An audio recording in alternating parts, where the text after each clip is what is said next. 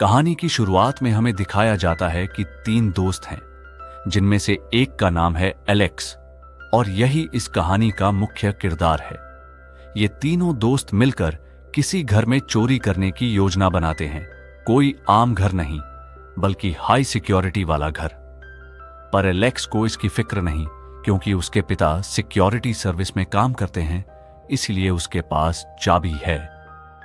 पहली चोरी में उन्हें कुछ कीमती सामान मिलता है, पर बेचने पर उतने पैसे नहीं मिलते, क्योंकि सामान चोरी का है, ये साफ पता चल जाता है। तीनों निराश हो जाते हैं। तभी एलेक्स का दोस्त कहता है, घबराओ मत, एक और प्लान है। वो एक ऐसे घर के बारे में बताता है जहां एक बुजुर्ग आदमी अकेला रहता है, और वहां चोरी करना बच्चों का खेल है। उसके पास $3 लाख हैं। अगर हाथ लग जाएं तो जिंदगी बदल जाएगी।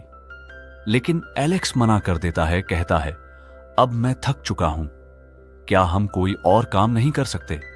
घर पहुंचते ही एलेक्स को अपनी दोस्त रॉकी का एक मैसेज मिलता है, जिसमें वो लिखती है कि उसकी एक छोटी बहन है जिसके लिए वो कुछ करना चाहती है। ये मैसेज साफ इशारा करता है कि एलेक्स अब उस बुजुर्ग आदमी के घर चोरी के लिए तैयार हो जाएगा।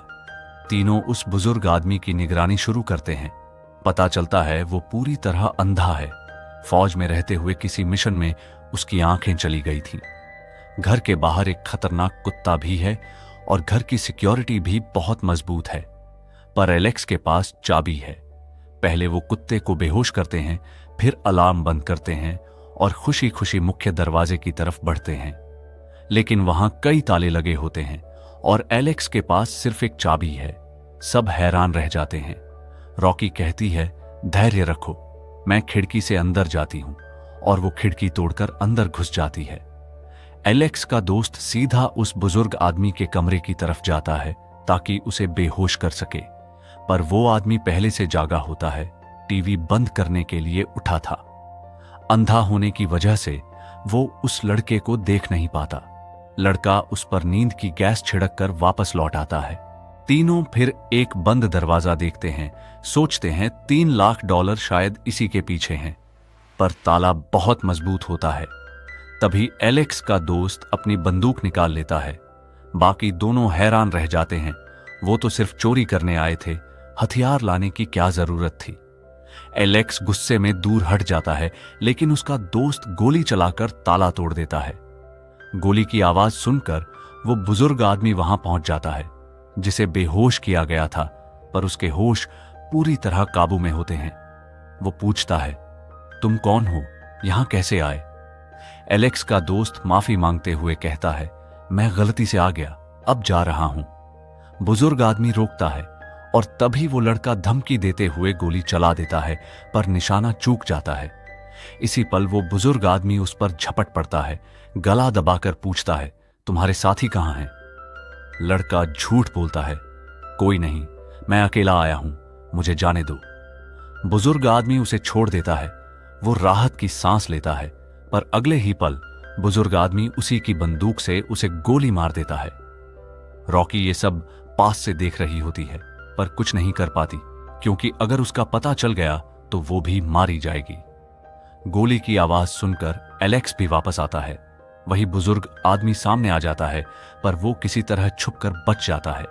तभी दोस्त का मैसेज आता है कि उसने हमारे साथी को मार डाला। एलेक्स घबराकर पूछता है, तुम कहां हो? रॉकी बताती है, मैं एक छुपी हुई जगह में हूं, जहां एक तिजोरी भी है। बुजुर्ग आदमी कोड डालकर तिजोरी खोलता है, चेक करके संतोष के साथ चला जाता है। रॉकी वो कोड देख चुकी होती है, 2978। एलेक्स भी वहां पहुंच जाता है। दोनों मिलकर तिजोरी खोलते हैं, पर अंदर 3 लाख की जगह सिर्फ $1 लाख मिलते हैं। फिर भी वो इतने पैसों से संतोष कर लेते हैं। पैसे लेकर निकलने ही वाले होते हैं कि बुजुर्ग आदमी वापस उसी कमरे में आ जाता है, अपने दोस्त की लाश छुपाने।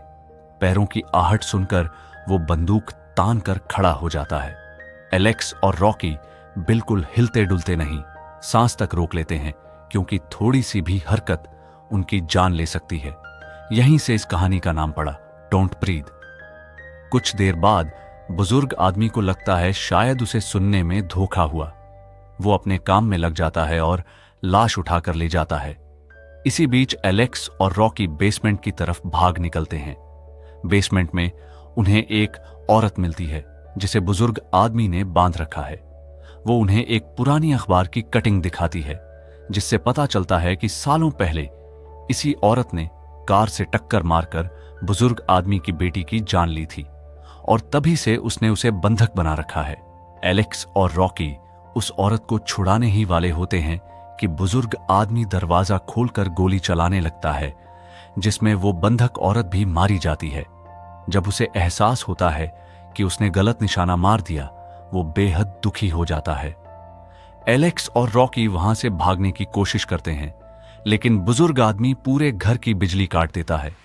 अंधेरा छा जाता है। अब खेल पूरी तरह उसके पक्ष में होता है क्योंकि वो अपने घर का कोना कोना जानता है, जबकि एलेक्स और रॉकी को कुछ नजर नहीं आता। अंधेरे में रॉकी गलती से बुजुर्ग आदमी को छू लेती है। तभी एलेक्स आवाज लगाता है, रॉकी, और बुजुर्ग आदमी उसी आवाज की दिशा में गोली चला देता है। इस तरह एलेक्स अपनी जान जोखिम में डालकर रॉकी को बचा लेता है। बुजुर्ग आदमी एलेक्स तक पहुंच जाता है, गला दबाने लगता है, पर एलेक्स एक शेल्फ उठाकर उस पर फेंक देता है और बच निकलता है। दोनों बेसमेंट से ऊपर आते हैं, पर सामने वही कुत्ता खड़ा मिलता है। वो ऊपर की तरफ भागते हैं, तभी बुजुर्ग आदमी फिर सामने आ जाता है। कुत्ता भी एलेक्स पर हमला कर देता है, जिससे वो खिड़की से नीचे गिर जाता है, ठीक नीचे वाले कमरे की छत पर। आवाज सुनकर बुजुर्ग आदमी को उसकी लोकेशन पता चल जाती है। वो उस दिशा में गोली चलाता है, शीशा टूटने लगता है। मौका पाकर बुजुर्ग आदमी बागवानी के एक औजार से एलेक्स पर वार करके उसे मार डालता है। इधर रॉकी एक वेंट से गुजरते हुए एक जगह पहुंचती है। तभी कुत्ता वहां आ जाता है और बचने के चक्कर में वो नीचे छत से टकराकर बेहोश हो जाती है। होश में आने पर वो खुद को उसी बेसमेंट में बंधा पाती है जहां पहले वो औरत बंधी थी। बुजुर्ग आदमी उसे बताता है, मुझे अपनी बेटी की बहुत याद आती थी, इसीलिए मैंने उस औरत को यहां बांध रखा था ताकि वो मुझे मेरी बेटी वापस दे सके, पर तुम सब की वजह से मुझे उसे मारना पड़ा। अब इसकी सजा तुम्हें तब तक भुगतनी होगी जब तक मुझे मेरी नई बेटी नहीं मिल जाती। रॉकी बुरी तरह घबरा जाती है। तभी पता चलता है एलेक्स असल में जिंदा है। बुजुर्ग आदमी ने जिस शरीर पर वार किया था वो उसके मरे हुए दोस्त का था, जिसे एलेक्स ने बीच में रख दिया था। एलेक्स एक बड़े हथौड़े से बुजुर्ग आदमी पर हमला करता है और उसके हाथ बांध देता है। फिर रॉकी को लेकर ऊपर भागता है। भागते भागते बुजुर्ग आदमी पीछे से गोली चलाकर एलेक्स को मार देता है। रॉकी किसी तरह दरवाजा खोलने में कामयाब हो जाती है। बाहर सुबह हो चुकी होती है। वो चोरी के $1 लाख के साथ आगे भागती है। ये सब उसने सिर्फ अपनी छोटी बहन के लिए किया था। बुजुर्ग आदमी का कुत्ता उसका पीछा करता है। वो उसे एक गाड़ी की डिक्की में बंद कर देती है। लगभग बच निकलने ही वाली होती है कि बुजुर्ग आदमी फिर सामने आ जाता है और उसे अगवा कर लेता है। तभी रॉकी को एक तरकीब सूझती है। वो घर के सारे अलार्म एक साथ बजा देती है, जिससे गूंजती आवाजों में बुजुर्ग आदमी को उसकी सही लोकेशन समझ नहीं आती। मौका पाकर वो उस पर वार करके भाग निकलती है। पैसे भी साथ लेकर जाना नहीं भूलती। कुछ देर बाद पुलिस भी वहां पहुंच जाती है। आखिर में दिखाया जाता है कि रॉकी अपनी बहन को लेकर कहीं दूर एक नई जिंदगी शुरू करने निकल जाती है।